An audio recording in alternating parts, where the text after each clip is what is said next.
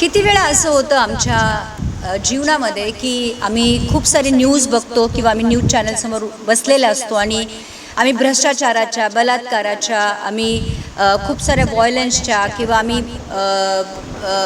कोरोनाच्या न्यूज बघतो आणि आम्ही डिप्रेशनमध्ये जातो.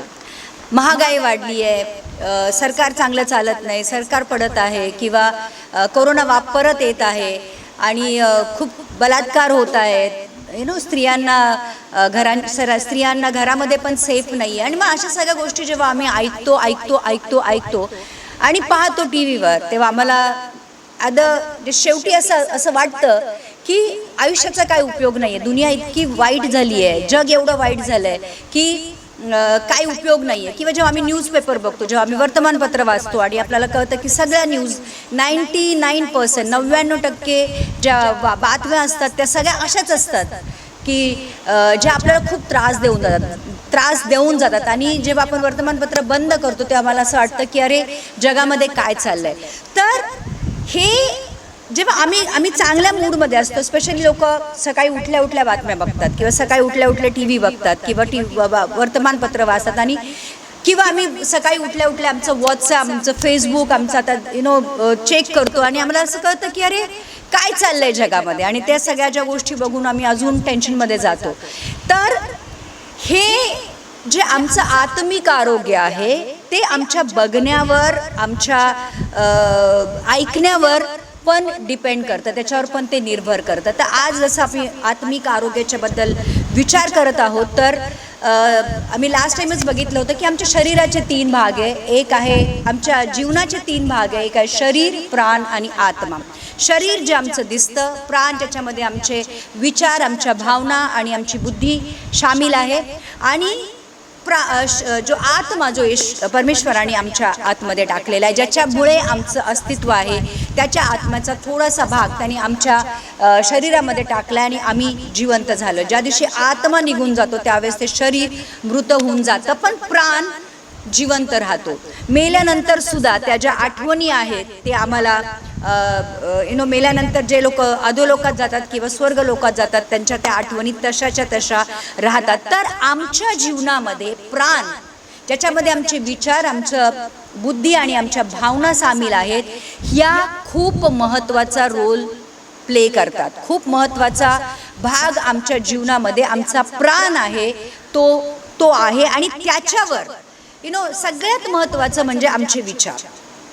आम्ही काय विचार करतो, आम्ही कधी कुठला काय विचार करतो, याच्यावर आमचा स्वभाव अवलंबून असतो. आणि म्हणून बायबलमध्ये पण असं लिहिलेलं आहे की जसे तुमचे विचार तसे तुम्ही.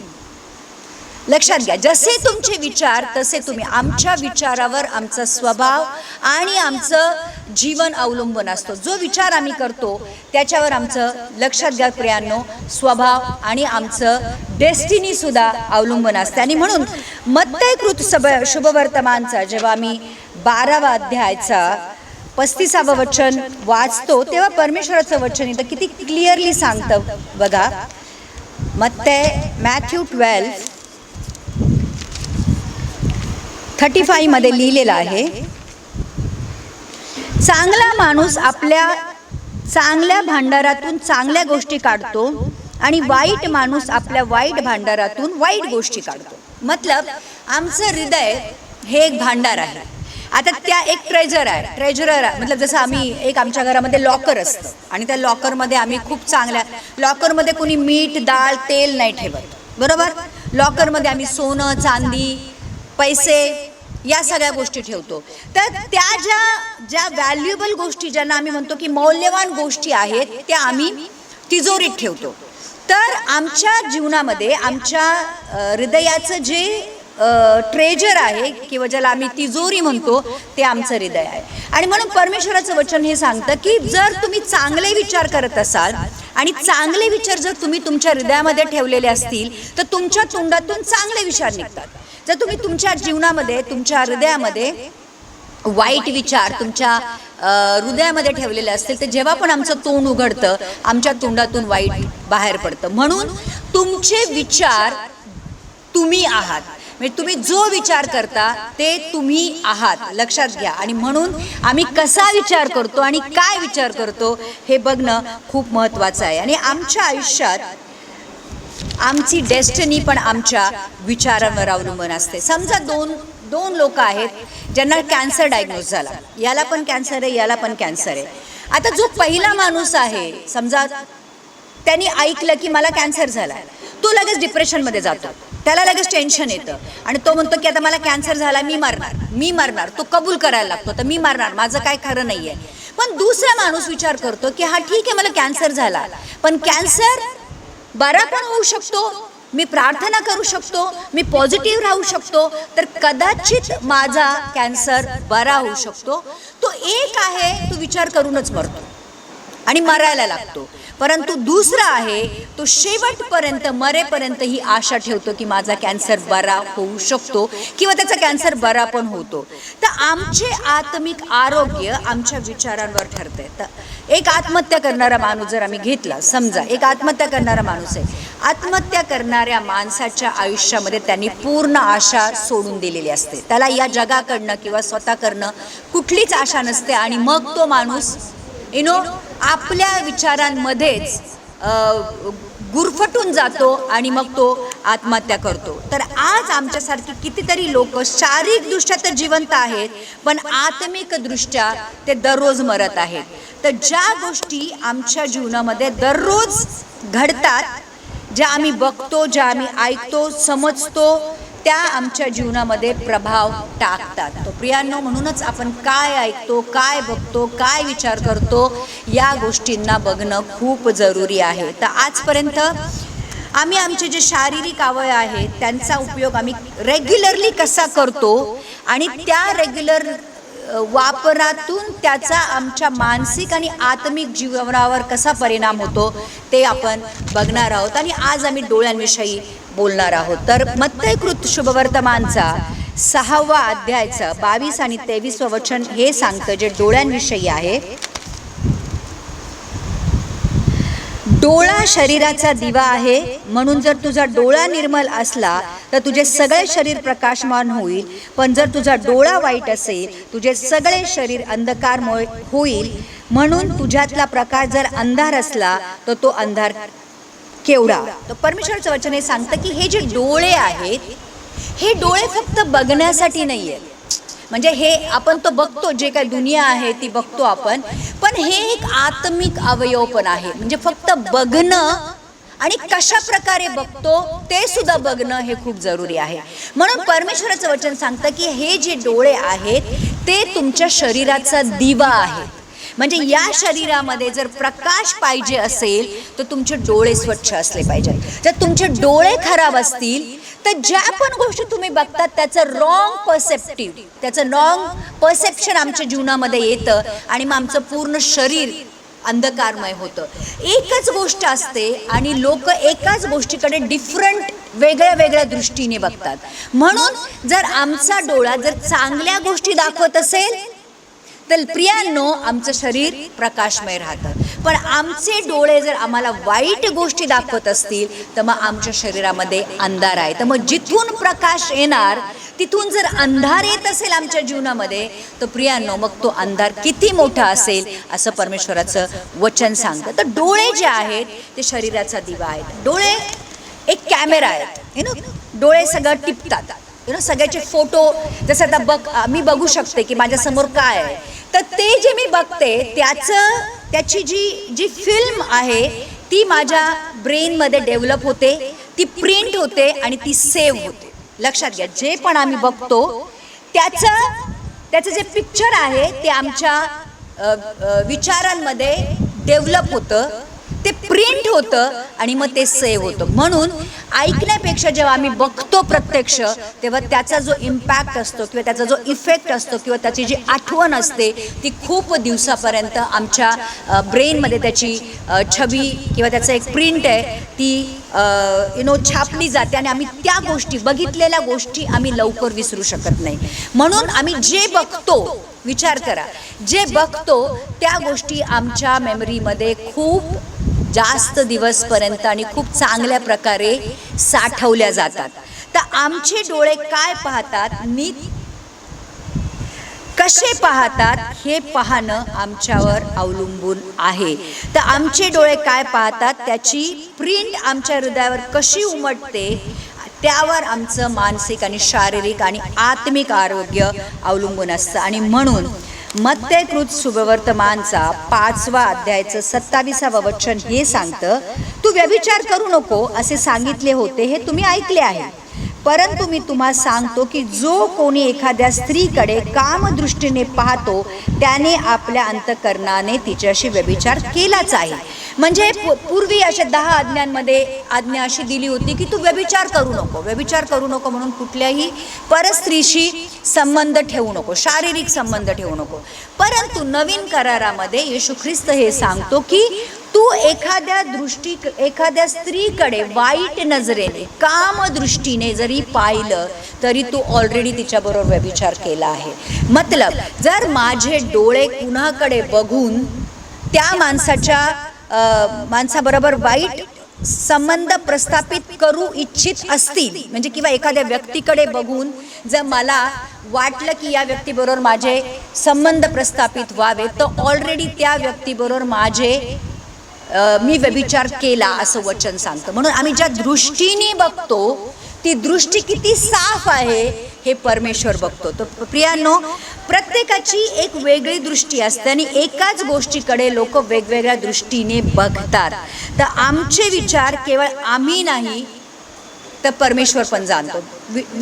विचाराची प्रिंटआउट येत नाही. आम्ही काय विचार करतो ते कुठली मशीन सांगू शकत नाही. फक्त आम्ही जो विचार करतो तो फक्त आम्ही आणि देवच जाणू शकतो. तर आमचे विचार लक्षात घ्या प्रियांनो, जाणणारा कोणीतरी वरती बसलेला आहे हे आम्हाला विचार केलं पाहिजे. म्हणून आम्ही काय बघतो आणि कशाकडे बघतो, हे आम्ही काय बघतो आणि कशा प्रकारे बघतो हे बघणं खूप जरुरी आहे. आणि म्हणून आपण आज एक कहाणी बघणार आहे.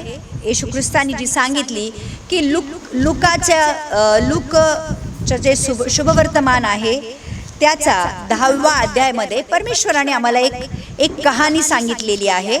आणि त्यातून आपण बघणार आहोत की लोक एकाच गोष्टीकडे कसं डिफरंट वेगवेगळ्या पद्धतीने बघतात आणि ते आमच्या जीवनाला पण किती लागू आहे. तर लूकाचं 10व्या अध्यायाचं 30 ते 37 वचन हे सांगतं, येशूने उत्तर देऊन म्हटले, कोणी एक माणूस यरूशलेममधून खाली यरिहो जात होता आणि तो लुटारूंमध्ये सापडला. त्यांनी त्याची वस्त्रे काढून घेतली आणि त्याला मारही दिला आणि त्याला अर्धमेला सोडून ते निघून गेले. एक माणूस यरूशलेममधून यरिहोमध्ये येत होता आणि चोर आले आणि त्या चोरांनी त्या माणसाला लुटले आणि त्याला अर्धमेला करून फेकून दिले. मग कोणी याजक त्याच वाटेने सहज खाली जात होता, तो त्याला पाहून दुसऱ्या बाजूने निघून गेला. एक याजक बघतो की कोणीतरी अर्धमेला माणूस रस्त्याच्या कडेला पडलेला आहे, तो असं बघतो आणि त्याला बघून बाजूने निघून जातो. मग तसाच कोणी लेवी त्या ठिकाणी आल्यावर त्याला पाहून दुसऱ्या बाजूने निघून गेला. मग एक अजून लेवी येतो आणि त्याला बघून निघून जातो. पण कोणी एक शोमरोनी प्रवास करत असता तो तेथे आला व त्याला पाहून त्याला त्याचा कळवळा आला आणि त्याने त्याच्याजवळ जाऊन त्याच्या जखमांवर तेल व द्राक्षरस ओतून त्या बांधल्या आणि त्याला आपल्या जनावरावर बसून एका उतारशाळेत आणले व त्याचा सांभाळ केला. पण एक शोमरोनी माणूस होता जो त्या रस्त्याने जात होता आणि तो बघतो की अरे एक माणूस अर्धमेला होऊन त्या रस्त्याच्या कडेला पडलेला आहे. तो त्याला उचलतो, त्याच्या जखमा स्वच्छ धुतो आणि त्याला तेल लावतो, त्याला आपल्या गाढवावर बसवतो आणि लिहिलंय. आणि दुसऱ्या दिवशी आणि त्याला जनावर बसून त्याने उतारशाळेत आणले व त्याचा सांभाळ केला. मग त्याला एका हॉटेलमध्ये घेऊन जातो आणि त्याचा तो सांभाळ करतो. आणि दुसऱ्या दिवशी त्याने 2 रुपये काढून उतारशाळेच्या घरधण्याला दिले आणि त्याला म्हणाला, याचा सांभाळ कर आणि जे काही अधिक तू खर्चशील ते मी पुन्हा माघारी आल्यावर तुला भरून देईल. तर या तिघातून कोणता लुटारूमध्ये पडलेला शेजारी आहे असे तुला वाटते? तेव्हा तो म्हणाला, त्याच्यावर दया करणारा तो. आणि येशूने त्याला म्हटले, तू जाऊन तसेच कर. मतलब जो शोमरोनी माणूस होता तो त्याची सेवा करतो, त्याला हॉटेलमध्ये घेऊन जातो आणि मग तो जो हॉटेलवाला असतो त्याला अजून थोडे पैसे देतो आणि त्याला म्हणतो की याची सेवा कर आणि जर तुझे जास्त पैसे खर्च झाले तर मी जाताना तुला देतो. तर इथे 3 लोक आहे, याजक आणि लेवी. त्यावेळचे एक खूप मोठे लोक होते, मतलब एक बडी आसामी ज्याला आपण म्हणू शकतो असे होते. आणि त्या लोकांना सेवा करण्यासाठी नेमलेलं होतं, चांगली देवाची कामं करण्यासाठी या लोकांना नेमलेलं होतं. आणि जेव्हा तो अर्धमेला झालेला माणूस ते रस्त्याच्या कडेला बघतात, तिघही बघतात, याजकही बघतो, लेवी बघतो आणि शोमरोनी बघतो. याजक आणि लेवी जेव्हा बघतात तेव्हा निघून जातात. आणि त्यांनी काय विचार केला असेल, जेव्हा एक समजा आम्ही समजा कोणी एखादा माणूस रस्त्याच्या कडेला पडलेला आहे, ज्याला आमच्या मदतीची जरूर आहे, ज्याला आम्ही जर दवाखान्यात घेऊन गेलो तर त्याचे प्राण वाचू शकतात, तर समजा असं असेल तर आम्ही काय करतो, जसं याजक आणि लेवीसारखं असं बघतो आणि निघून जातो, हा विचार करून की मला काय करायचं, कोणीतरी करेल, हे माझं काम नाही आहे, हे सरकारचं काम आहे, ही माझी जबाबदारी नाही आहे, कोण प्रॉब्लेममध्ये फसणार, माझ्याकडे वेळ नाही आहे, किंवा त्याच्या जीवनापेक्षा त्याला मदत करण्यापेक्षा माझी जी कामं आहेत ती जास्त महत्त्वाची आहेत. आणि मग असं पण असतं की मी का करू, मला काय पडलंय. तर विचार करा, जर आम्ही असा विचार करू तर याजक आणि लेवीसारखं आम्ही निघून जाऊ. परंतु एक शोमरोनी तिथून जात असतो आणि तो त्या अर्धमेल्या माणसाकडे बघून लिहिलेला आहे की त्याला त्याचा कळवळा येतो, त्याला दया येते, त्याला बघतो की अरे तो कंतोय, त्याला जखमा झालेल्या आहे, त्याच्या जखमातनं रक्त वाहत आहे आणि त्याला जरूर आहे, मेडिसिनची जरूर आहे, त्याला ॲक्च्युली डॉक्टरची जरूरत आहे किंवा त्याला काळजीची जरूरत आहे. आणि हा जो शोमरोनी आहे हा एक खालच्या जातीचा माणूस होता आणि त्याला समाजामध्ये खूप कमी स्थान होतं. आणि जेव्हा तो बघतो की त्याच्या मनामध्ये काय विचार येतो, त्याला त्या माणसाचा कळवळा येतो, त्याच्यावर दया येते. मग आमचे शरीर तेच पाहते जे आमचा आत्मा आम्हाला दाखवतो.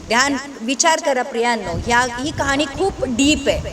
बेसिकली बघायला गेलं तर ही फक्त वरवरची कहाणी नाही आहे, ही खूप डीप मिनिंग आहे, त्याच्यामध्ये खूप खोलवर असा आशय साठलेला आहे की जर आम्ही शरीराने चालतो तर आम्ही दुर्लक्ष करणार, मरू दे ना, मला काय घेणं आहे, मेला तर मेला. पण अगर आम्ही आत्म्याने चालतो तर आम्ही हा विचार करतो की मी त्याला मदत केली पाहिजे, जर मी मदत करेल तर त्याचा जीव वाचेल. तर म्हणून नीतिसूत्रे याचं 6वा अध्यायाचं 16 आणि 17 वचन हे सांगतं. देखो प्रियांनो, की आम्ही कितीतरी वेळा आमच्या जीवनामध्ये गोष्टी खूप कॅज्युअली घेतो आणि आमच्या एक छोट्या मदतीची किंवा आमच्या एक छोट्या प्रार्थनेमुळे लोकांची जीवनं वाचू शकतात, पण आम्ही ती करत नाही कारण आम्ही तसा विचार करत नाही. म्हणून नीतिसूत्र 6वा अध्यायाचं 16 आणि 17 वचन हे सांगतं, 6 गोष्टी यहोवा द्वेषितो, होय 7 गोष्टींचा त्याला वीट वाटतो, त्या या आहेत, गर्वदृष्टी, लबाड बोलणारी जीभ, निर्दोष रक्त पाडणारे हात, दुष्ट संकल्प योजणारे हृदय, दुष्कर्मांकडे त्वरित धावणारे पाय, खोटे बोलणारा लबाड साक्षी आणि भावांमध्ये बेबनाव पेरणारा. तर गर्वदृष्टी परमेश्वराला बिलकुल आवडत नाही, परमेश्वर त्याचा द्वेष करतो. म्हणून ज्या नजरेने आम्ही बघतो ती नजर परमेश्वर आमच्याकडे बघतो.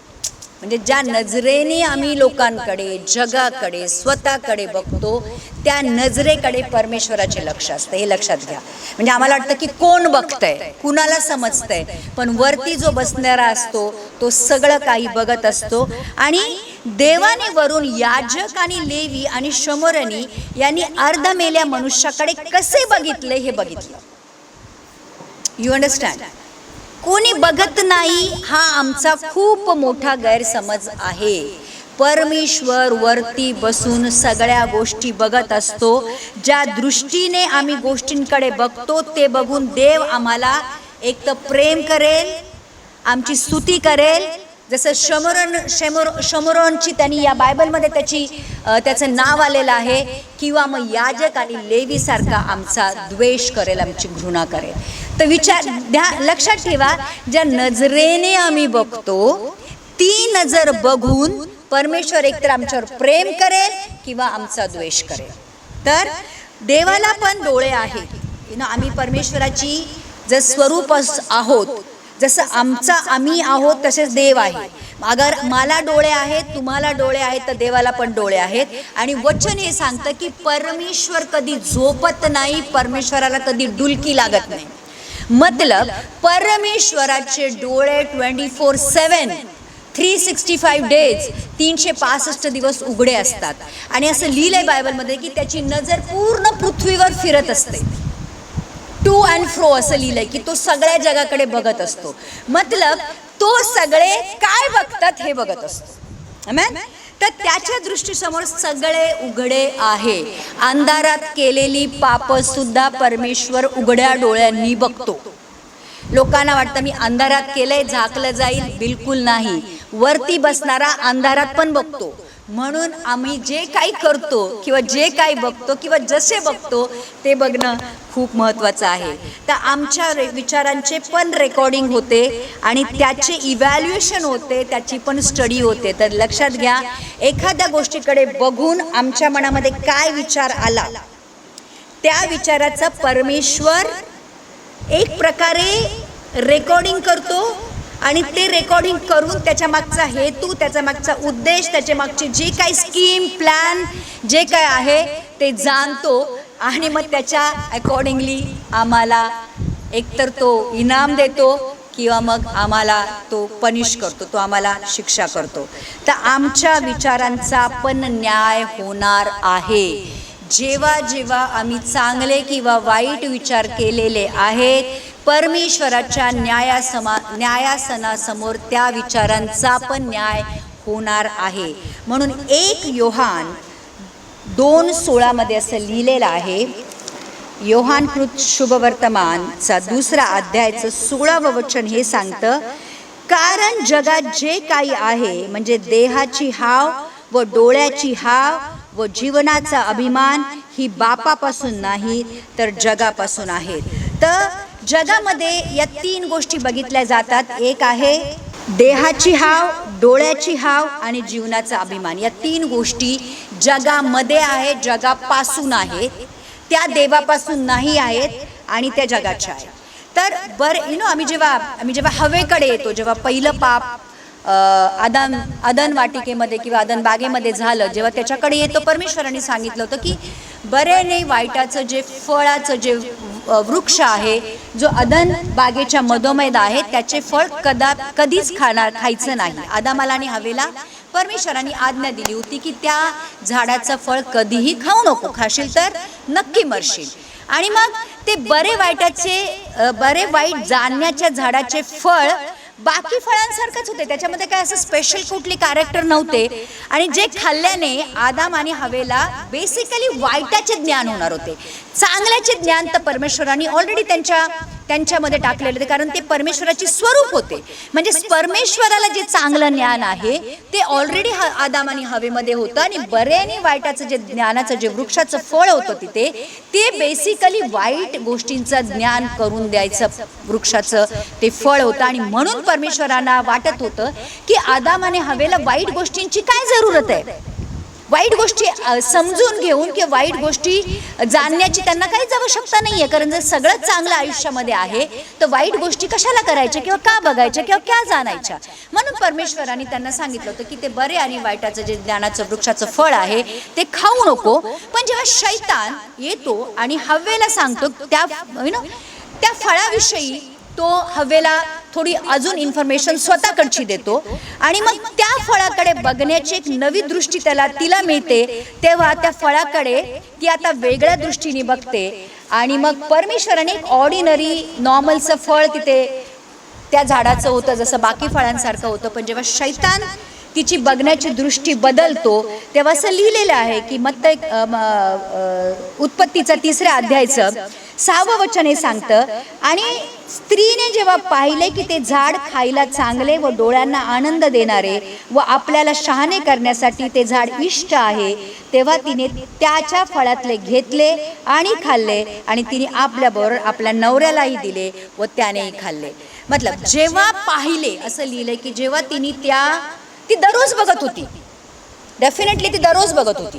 पण जेव्हा आता नवीन दृष्टीने शैतानाने एक पिन मारून किंवा शैतानाने एक विचार टाकून तिच्या, जसं आमचं रिलेशन खूप चांगलं असतं, आमचं एक चांगली फॅमिली असते आणि आम्ही खूप आनंदाने चांगलं राहत असतो, आणि मग कुणीतरी येतं आणि माझ्या नवऱ्याविषयी किंवा बायकोविषयी किंवा एखादं आमचाच नातेवाईक येतो आणि नवरा किंवा बायकोविषयी आमच्या मनात विष टाकायला लागतो आणि आम्ही त्यांचं ऐकतो. आम्हाला आमच्या बायकोवर किंवा आमच्या नवऱ्यावर विश्वास नसतो की जो आमच्या समोर असतो, जो आमच्यावर प्रेम करत असतो, जो आमची काळजी घेत असतो, पण तिसरा कोणीतरी येतो आणि आम्हाला आमच्या कानामध्ये ते विष टाकतो. आणि मग जो नवरा आतापर्यंत आम्हाला चांगला वाटत होता, तिसरं कोणतरी येऊन आमच्या कानामध्ये जेव्हा विष टाकतो तेव्हा तोच नवऱ्याविषयी आम्हाला संशय निर्माण होतो, त्याच नवऱ्याच्या प्रेमाविषयी आम्हाला मग डाऊट निर्माण होतो आणि मग आमचं नाती बिघडायला सुरुवात होतात. तर प्रियांनो, ही गोष्ट नेहमी लक्षात ठेवायची की कोण तुम्हाला काय सांगतंय, आणि मग जेव्हा कोणतरी काहीतरी सांगतं तेव्हा आमचं जगाकडे आणि सगळ्याच गोष्टींकडे बघण्याची एक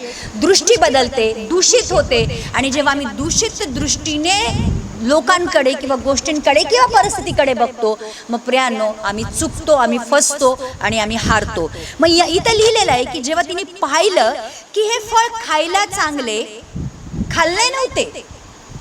आता त्यांनी सांगितलं की खाल्लं तर तू देवासारखी होशील, तुझे डोळे उघडतील. शैतान तिला सांगतो नाही नाही नाही नाही, ते फळ खाशील ना, देवाने सांगितलं खाल्लं तर नक्की मरशील. शैतान सांगतो खाल्लं तर नक्की मरणार नाही, तुझे डोळे उघडतील आणि तू देवासारखी होशील.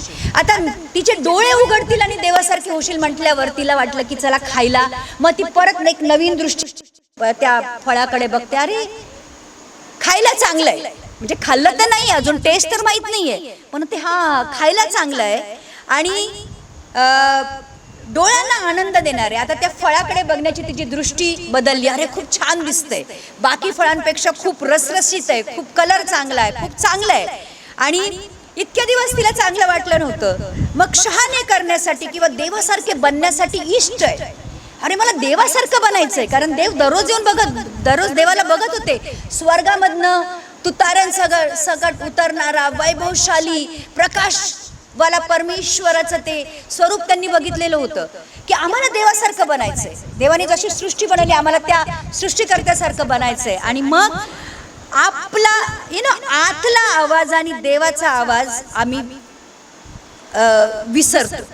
परमेश्वराने जो आत्मा आमच्यामध्ये टाकलेला आहे ना प्रियांनो, तो एक कॉन्शियस आहे, ज्याला आम्ही सतसत विवेक बुद्धी म्हणतो, की ज्याला आम्ही अंतरात्मा म्हणतो. आम्हाला असं वाटतं की अंतरात्म्याचा आवाज ऐका. आम्ही खूपदा असं ऐकतो की अंतरात्म्याचा आवाज ऐका, आतला आवाज ऐका. तो हा जो आतला आवाज आहे, ज्यांना देव माहीत नाही किंवा ज्यांना देव माहीत आहे त्या सगळ्यांमध्ये तो टाकलेला आहे. तो अंतरात्माचा जो आवाज आहे तो दुसरा कुणाचा आवाज नाही, परंतु परमेश्वराचा आवाज आहे. तर आतला आवाज देवाचा असतो आणि बाहेरचा आवाज बरेचदा शैतानाचा असतो. प्रियांनो लक्षात घ्या, जो आत्मा आम्हाला प्रॉम्प्टिंग होतं ते बरेचदा देवाकडून असतं, आणि जेव्हा बाहेरचे आवाज असतात ते शैतानाचे असतात. आम्हाला नेहमी आतला आवाज आणि बाहेरचा आवाज मॅच होतोय का हे बघितलं पाहिजे. बाहेरचा आवाज पण चांगला असू शकतो, बाहेरचा आवाज पण देवाकडनं असू शकतो, पण आतला आवाज अंतरात्मा आणि बाहेरचा आवाज जर एक गवाही देत असेल, एक टेस्टिमनी देत असेल की खरंच बरोबर आहे, तर ते आम्हाला केलं पाहिजे. पण जेव्हा आतला आवाज काय वेगळं सांगतो आणि बाहेरचा आवाज काय वेगळं सांगतो, तो प्रियांनो त्या गोष्टी आम्हाला नाही केल्या पाहिजे. तर आज दिले की खायला ते फळ चांगलं आहे. आजकाल लोकांना खायचे खूप काय म्हणतात, खायला खूप उपलब्ध आहे. आमच्या मुंबईमध्ये तर तुम्ही रस्त्यावर नुसते बाहेर पडला तरी तुम्हाला एवढ्या व्हरायटी खायला मिळतात, विचारू नका. पूर्वी एवढं नव्हते, एवढे पदार्थ नव्हते. 10 वर्षापूर्वी जर 15 वर्षापूर्वी बघितलं तर एवढे पदार्थ नव्हतं. तर आज आम्हाला खायला चांगलं पाहिजे, मग त्याचा शरीरावर कितीही वाईट परिणाम झाला तरी चालतो. पिझ्झा, बर्गर, पास्ता हे सगळे वेस्टर्न पदार्थ आज आमच्या जीवनामध्ये ॲड झालेले आहे. आम्हाला माहिती आहे त्याच्यामध्ये किती कॅलरीज आहे, त्याच्यानंतर आमचं वजन किती वाढणार आहे, ॲसिडिटी किती होणार आहे, आम्ही त्याचा विचार करत नाही. आम्हाला फक्त चांगलं खायला पाहिजे. मग त्याचा शरीरावर किती परिणाम होतो आम्हाला त्याच्याशी काही घेणं देणं नसतं.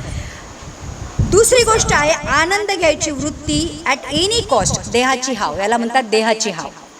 काही झालं तरी मला माझ्या शरीराला चांगलं ठेवायचं, माझं शरीर चांगलं दिसलं पाहिजे, चांगलं मिळलं पाहिजे, चांगलं खाल्लं पाहिजे, चांगलं लिहायला पाहिजे, चांगलं दिसलं पाहिजे, ही देहाची हवा आहे.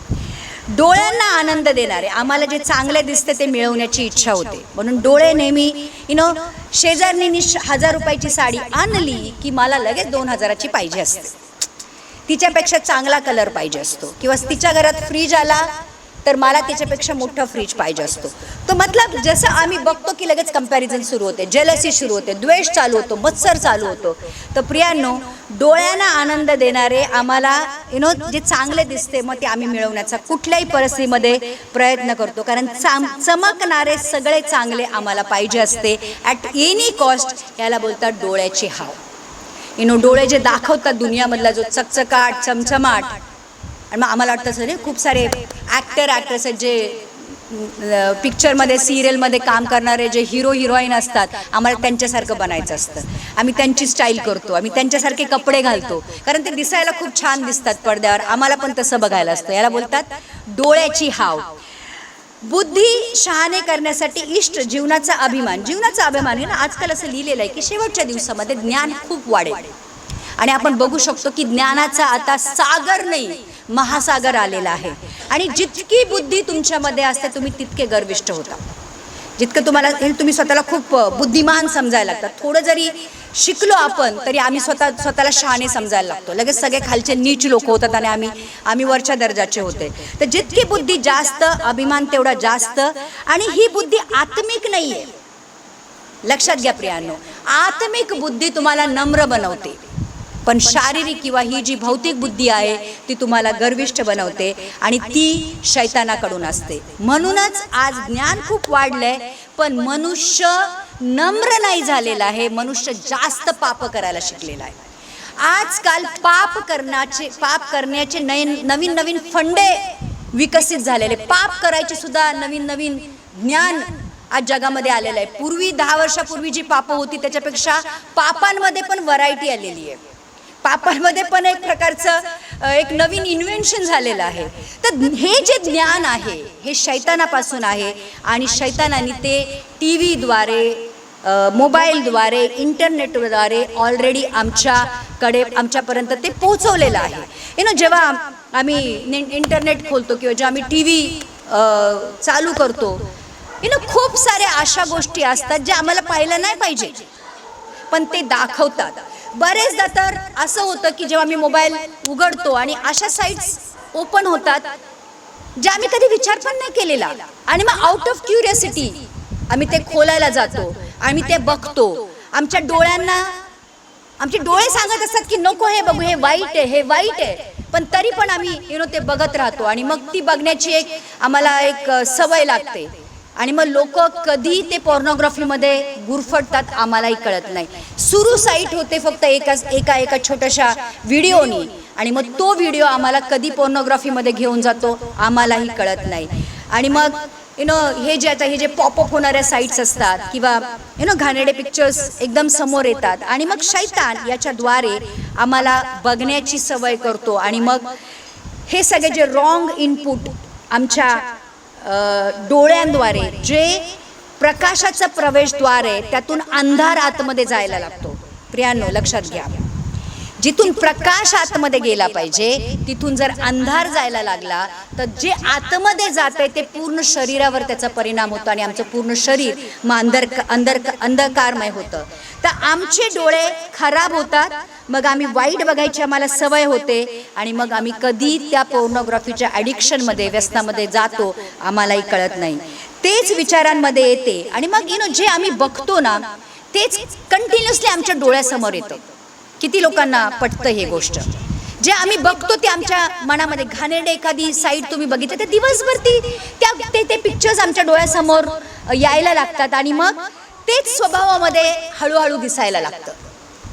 मग जर आमचे जे बघून आमचे जेव्हा विचार घाण होतात, आमचं हृदय करप्ट होतं, आमचे भावना मग त्याच्यावर डिपेंड करतात, मग अशा भावना आमच्यामध्ये उत्पन्न होतात ज्या आम्हाला पापाकडे घेऊन जातात. म्हणूनच विचारामध्ये पाप पहिलं जन्म घेतं, विचारामध्ये पाप पहिलं कन्सीव्ह होतं, एक प्रकारे त्याचं कन्सेप्शन होतं आणि मग ते जेव्हा वाढत जातं आणि ते पापाला जन्म देतं आणि मग पाप मृत्यू घेऊन येतो असं परमेश्वराचं वचन सांगतं. तर प्रियांनो, आम्ही जे काही बघतो ते बघणं आम्हाला आजच बघितलं पाहिजे की मी काय बघतो. आणि म्हणून स्तोत्र संहिता 101 मध्ये दाऊद राजा म्हणतो,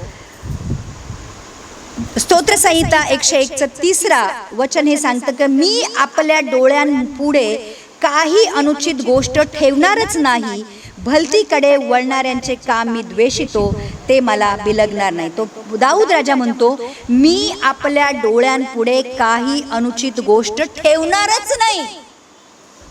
मी माझ्या डोळ्यांसमोर वाईट गोष्ट ठेवणारच नाही.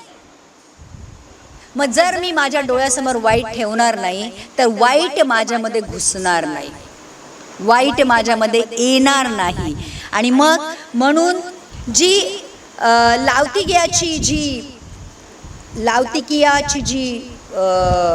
मंडळी आहे त्यांना परमेश्वर एक आज्ञा देतो आणि त्यांना म्हणतो, प्रकटीकरणचं 3 अध्यायाचं 18वं वचन हे सांगतं की मी तुला मसलत देतो की तू धनवान व्हावे, म्हणून अग्नीने शुद्ध केलेले सोने माझ्यापासून विकत घ्यावे आणि तुझ्या नागवेपणाची लाज प्रगट होऊ नये म्हणून तू नेसायला शुभ्र वस्त्र घ्यावे आणि तुला दिसावे म्हणून तू आपल्या डोळ्यास लावण्याकरिता अंजन घ्यावे. परमेश्वर म्हणतो, जर तुझे डोळे खराब झाले, तुझे डोळे जर तुला वाईट दाखवतात तर माझ्याकडनं काजळ लावायला घे, अंजन टाकायला. जेव्हा आम्ही अंजन टाकतो ते आमचे डोळे जळजळतात आणि आमच्या डोळ्यातनं पाणी व्हायला लागतं.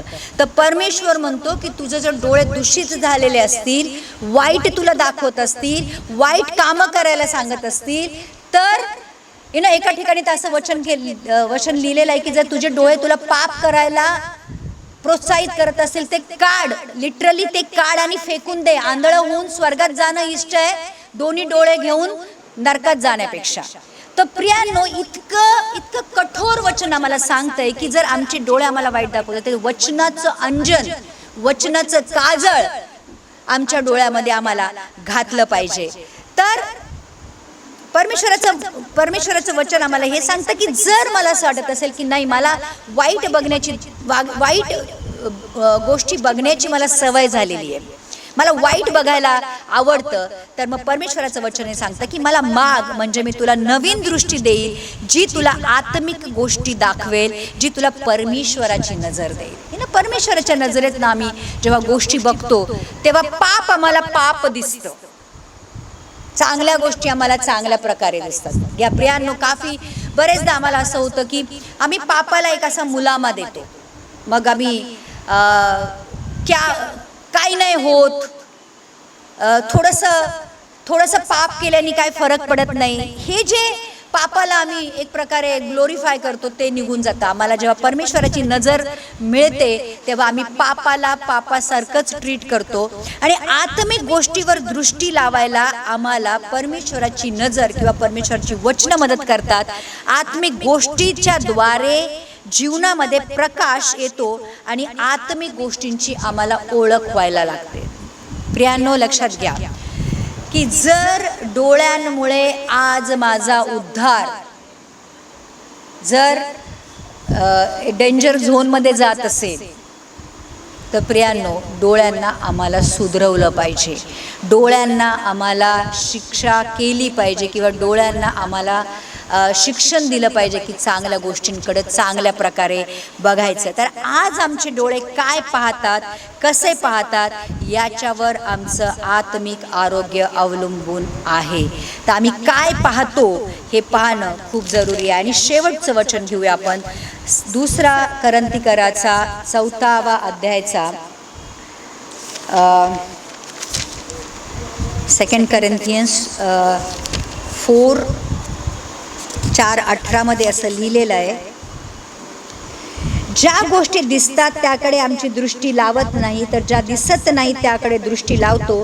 कारण ज्या गोष्टी दिसतात त्या अल्पकाळ राहणाऱ्या आहेत, परंतु ज्या गोष्टी दिसत नाही त्या सर्व काळ राहणाऱ्या आहेत.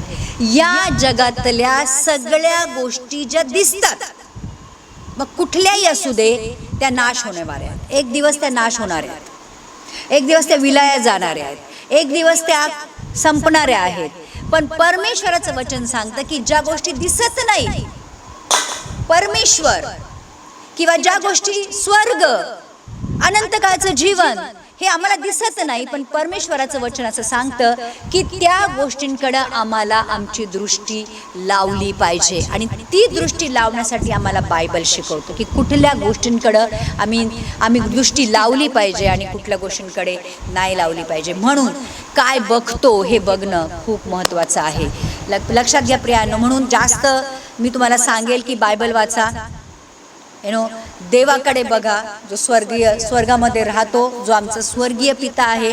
आणि म्हणून परमेश्वराला सांगा की माझे आत्मिक डोळे उघड आणि जे तू मला दाखवू इच्छितो ती बघण्याची मला दृष्टी दे. आमची दृष्टी आम्ही येशूकडे लावावी म्हणून आम्ही प्रार्थना केली पाहिजे की प्रभू, तू जो माझ्या विश्वासाचा करता आणि विश्वासाला पूर्ण करणारा आहे त्याच्याकडे माझी नजर नेहमी असावी, असं होऊ दे. आणि जर माझी दृष्टी आज वाईट आहे ना, खूप साऱ्या लोकांना आजचं वचन कळत असेल की आम्ही जगाकडे कसं बघतो, आम्ही स्वतःकडे कसं बघतोय ना. बऱ्याचशा लोकांना स्वतःकडे बघण्याची नजर पण खूप वाईट असते. आम्ही स्वतःला खूप कमी लेखतो किंवा आम्ही स्वतःला खूप उच्च लेखतो. तर परमेश्वर आमच्याकडे कसा बघतो ती दृष्टी आम्हाला दे, यासाठी आम्ही प्रार्थना केली पाहिजे. तर प्रियांनो, डोळे फक्त बघण्यासाठी नाही आहेत, ते दाखवतात आम्हाला, जग दाखवतात, पण त्या जगामध्ये काय बघितलं पाहिजे आणि कसं बघितलं पाहिजे हे आम्हाला परमेश्वर दाखवतो. जर आमची दृष्टी वाईट आहे, जो आमच्या शरीराचा दिवा आहे, तर प्रियांनो मग तुमचं मानसिक, आत्मिक आणि शारीरिक जीवन हे अंधकारमय असणार आहे. प्रत्येक गोष्टीकडे आम्ही जर निगेटिव्ह दृष्टीने बघत असू तर मग आमच्या जीवनामध्ये निगेटिव्हिटी येणं हे पर्याप्त आहे. जर आम्ही प्रत्येक गोष्टीकडे एक पॉझिटिव्ह वेने बघत असू तर आमच्या जीवनामध्ये ती पॉझिटिव्हिटी येते.